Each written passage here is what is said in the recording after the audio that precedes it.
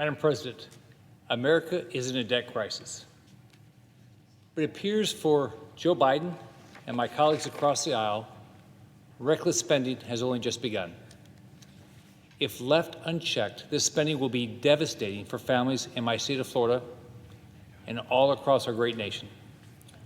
Washington's insane spending has our federal debt rocketing toward $30 trillion. That's equal to $233,000 in debt for every American family. Think about that. America's debt crisis, caused by decades of wasteful and reckless spending by Washington politicians, has now grown to the equivalent of every American family owing $250,000 in debt. But Biden, my colleagues across the aisle, want more.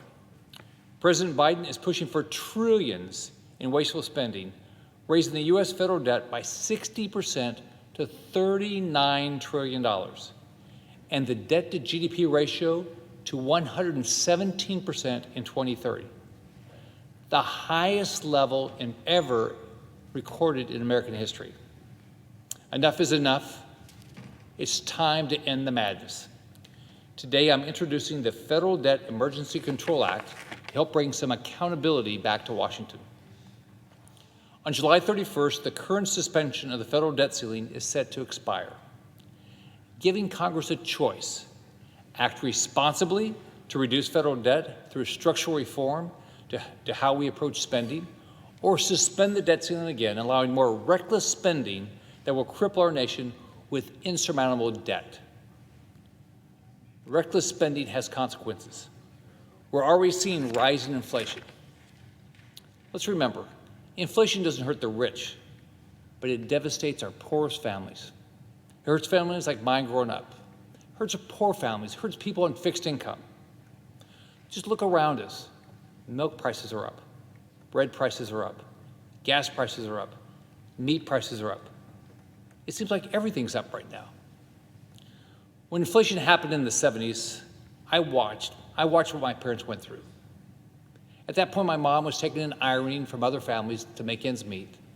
At the end of the day, whatever she made that day, either my older brother and I would go to the grocery store.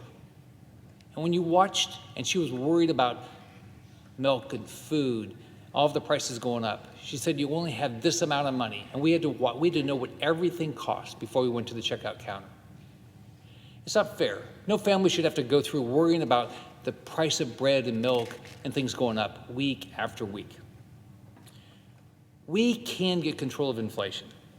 We can put our nation on a fiscally responsible path, but we've got to have real solutions that hold Congress accountable.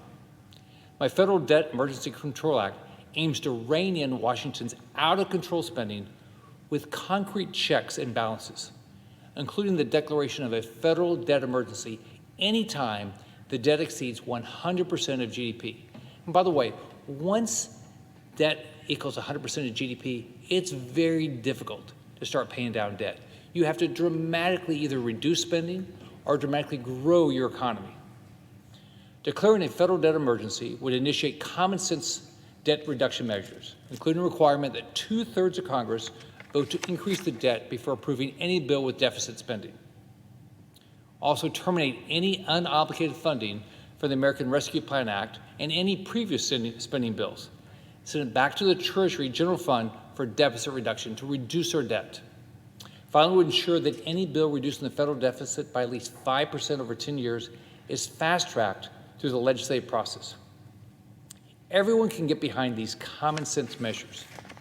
That's why my bill is already endorsed by the National Taxpayers Union, the Council for Citizens Against Government Waste, Americans for Tax Reform, Americans for Prosperity, Freedom Works, and Club for Growth.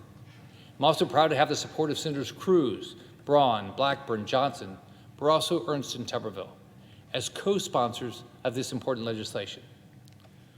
With President Biden's budget proposal, and just put that in perspective, his budget proposal is $6 trillion. This year, our federal receipts are only going to be $3.5 trillion. How can we expect to run trillion and trillion and trillion dollars in deficits year after year? With his budget proposal, we see how important the need to get government's and Washington's awful spending habits under control and start paying down our debt.